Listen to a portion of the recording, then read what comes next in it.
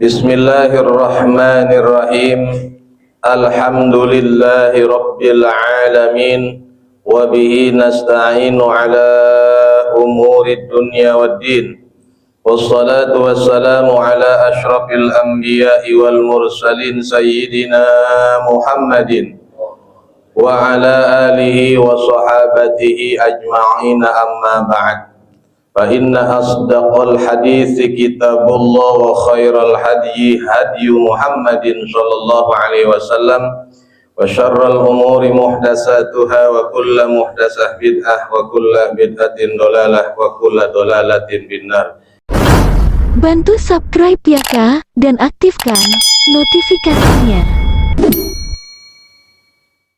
Jamaah bapak-bapak sekalian, para tuan haji, jamaah yang dimuliakan Allah Subhanahu wa taala, masih melanjutkan rangkaian di sekitar 10 hari bulan Zulhijjah, di mana pada 10 hari yang kita masuki ini terdapat beberapa banyak keistimewaan, sebagaimana Allah Subhanahu wa taala juga sebutkan secara terang di dalam surah Al-Fajr. A'udzubillahi minasyaitonir rajim. Bismillahirrahmanirrahim. Wal fajr walayalin 'ashar wasyaf'i wal watr.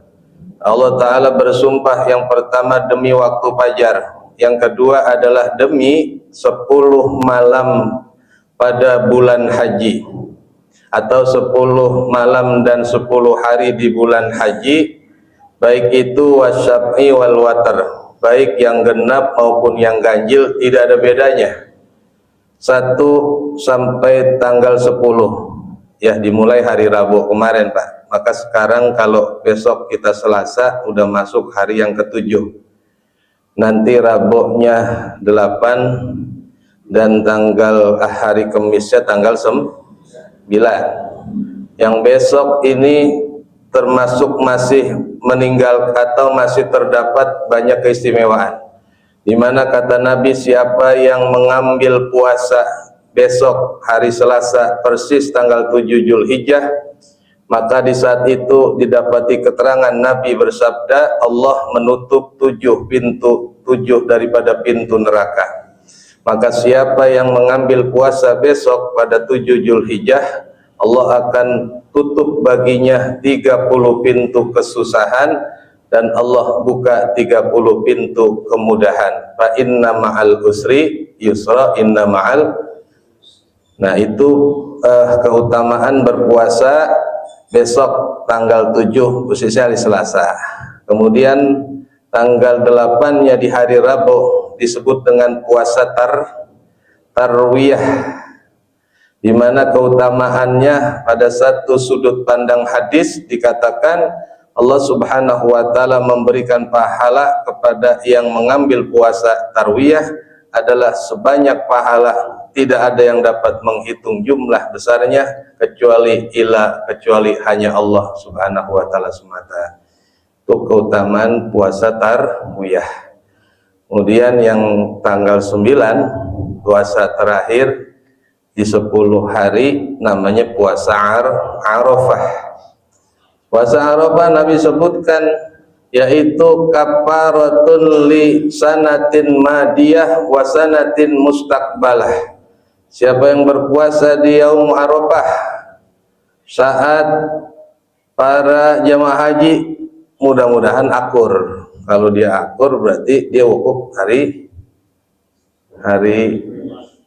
Kamis ya. Kalau akur, kalau nggak akur ya Jumat. Ada kemungkinan dia Jumat Pak. Makanya tahun ini disebut tahun Haji Akbar. Pas hari pahalanya luar biasa itu.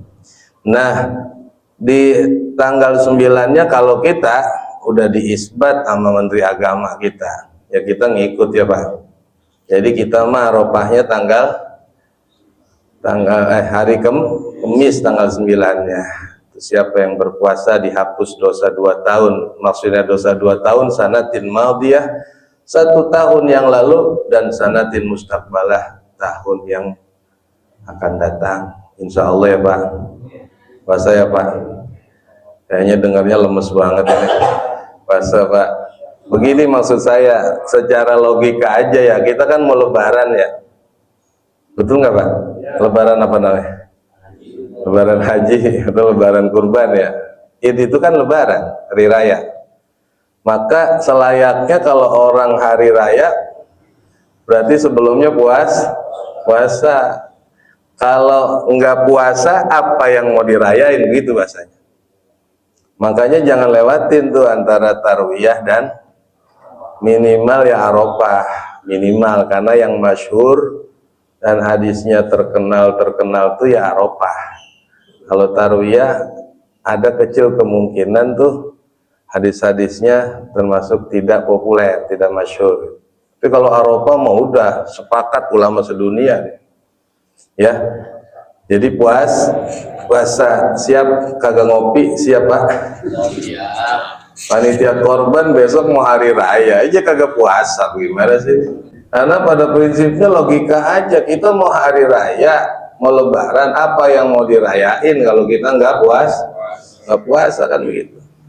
Jadi tanggal 9 jatuh di hari Kamis dan tanggal 10 disebut Yaumun Nahar atau Idul Adha, hari raya kurban.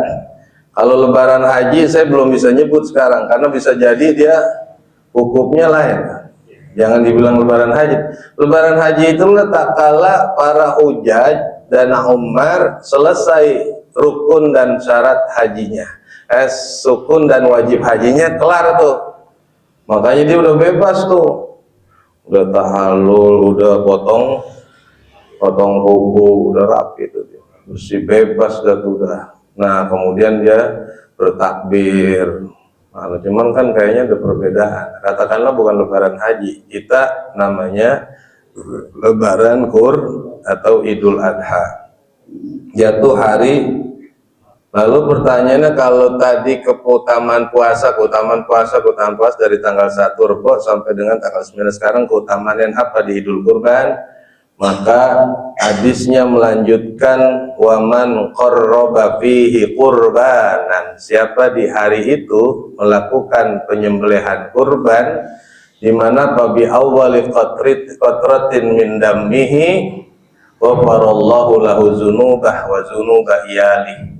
Siapa yang berkorban di hari Jumat, maka keutamaan kurban di hari Jumat, di hari itu ya, darah yang mengalir akan ditimbang dengan dosa-dosa orang yang berkorban serta dosa-dosa keluarganya dihapuskan oleh Allah Subhanahu wa taala.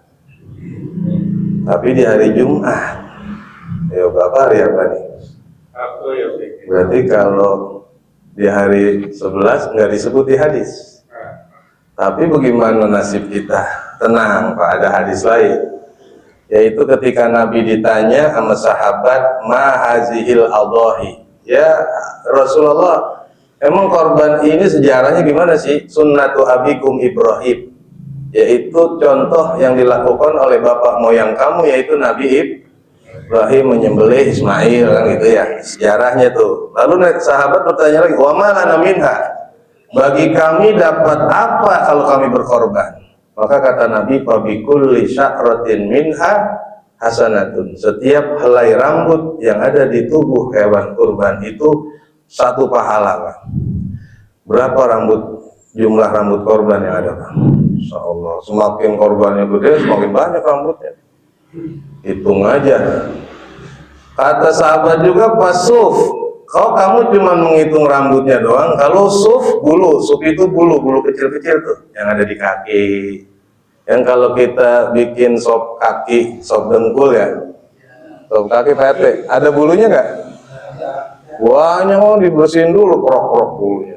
Saya nanya dulu, karena Nabi jelas menyebutkan likulli sya'rah minha hasanah fasuf wa likulli sya'ratin minasuf. Bahkan setiap yang disebut bulu, disebut tiap bulu pada korban, pada hewan itu sama satu pahala. Biar dihitung dulu itu bulunya. Nah kalau udah dipotong, potong, udah dihitung sama malaikat. Ini belum dipotong Pak, buat persiapan korban, dikerok sama dia sampai pelontos. Jangan ya, besok jangan ya Pak ya. Dan sunnah untuk disebutin wa yusannu, dan disunahkan ayas takia. Tapi ayas takia maaf, ayas takia bukan mandiin, mengguyur, sunnah mengguyur hewan yang mau dikorbanin. Paham ya Pak? Kan ada kembang apa nih?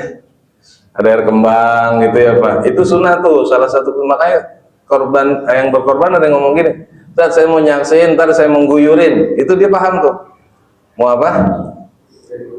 Mengguyurin ya, ayasqiya daihahu, udhiyatahu, disunahkan untuk mengguyur.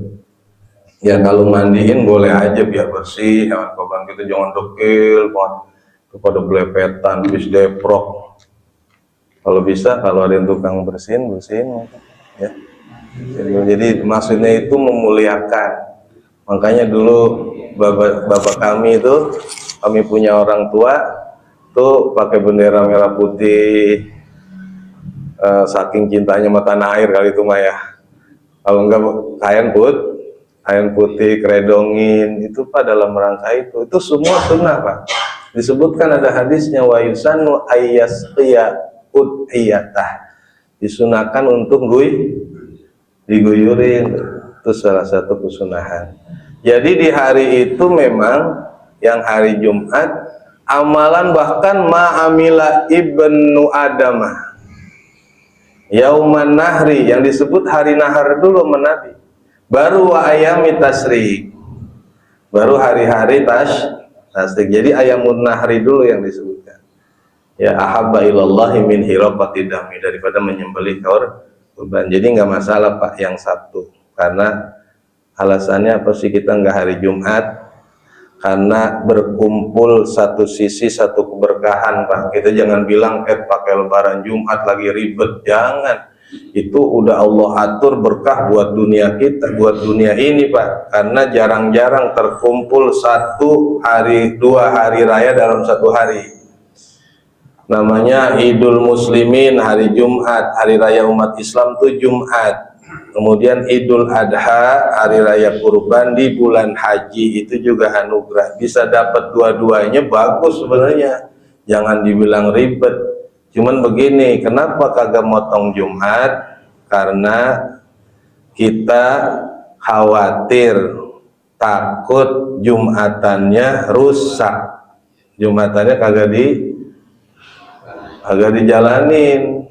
Itu ya. Kecuali ada beberapa masjid tuh Pak, saya agak respect juga sih, tapi ada kurangnya juga, min plus lah gitu.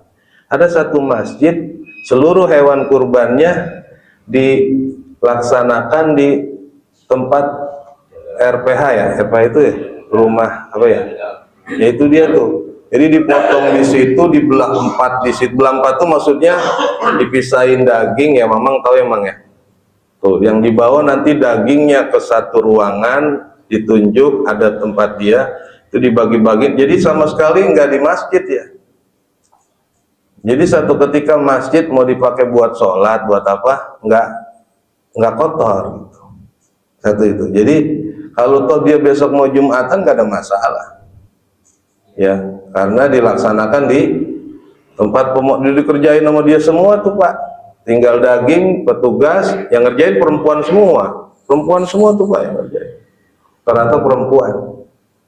Ya, itu lebih bagus, tapi ada minusnya. Apa minusnya? Panitia kekurangan pahala. Kan jadi kita nggak dapat pahala. Kalau kita ngurusin korban orang kan pahalanya sama. Kalau bagus hadil mutasaddiqin kata Nabi. Seperti salah satu yang bersedekah. Kan yang sedekah cuma nitipin doang, nitip tahu beres kan gitu ya. Yang beresin siapa? Panitia. Makanya doanya jangan cuma donatur Pak. Panitianya juga kita, panitianya alhamdulillah biar pada sehat ya kan. Karena panitia itu berperan di situ dia.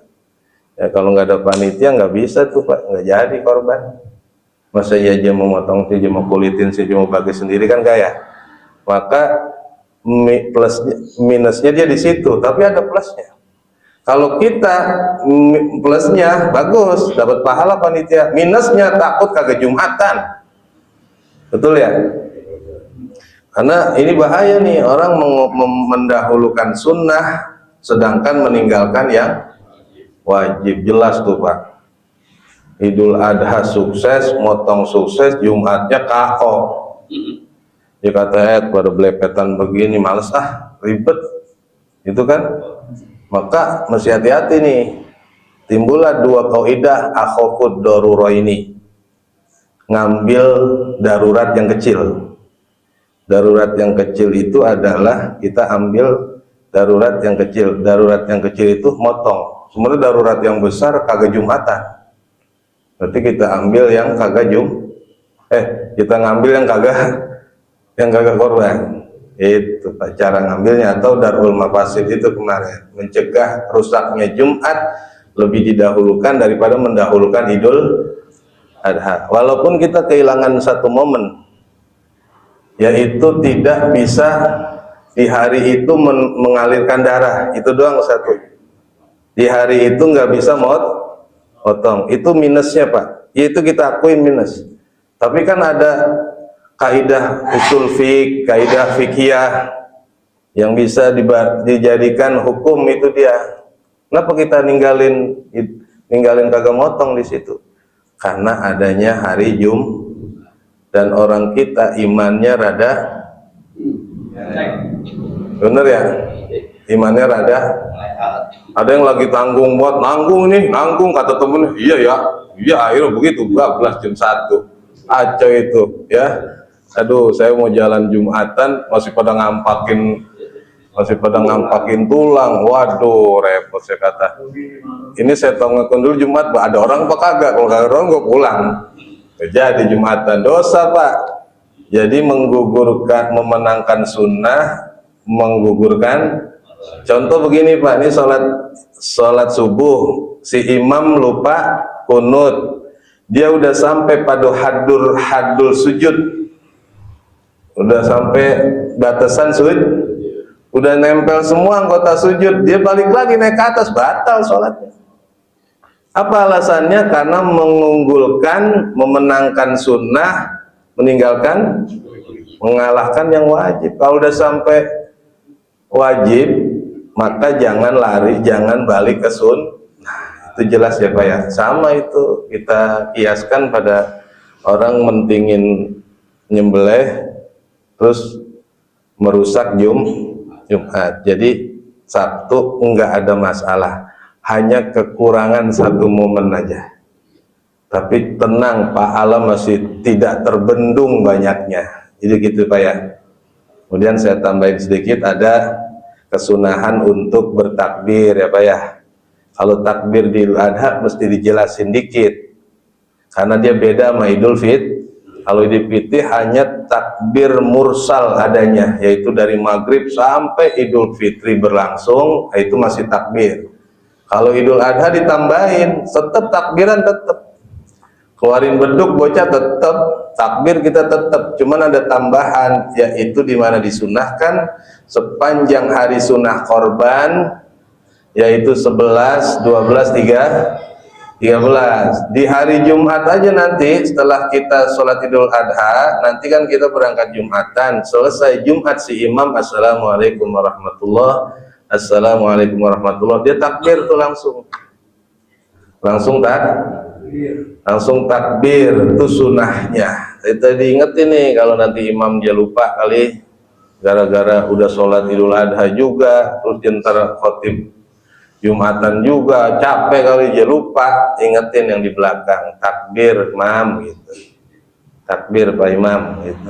Jadi dia takbir terus zuhur, asarnya, maghribnya, isanya sampai dengan tanggal 13, 12, 13 ghurub, ketika terbenam matahari, selesai, kita nggak ada takbir lagi. Begitupun wayah korban. Jadi kalau yang belum sempat, tadi kita bilang korban udah ditutup, jangan ditutup, kan masih ada berapa hari?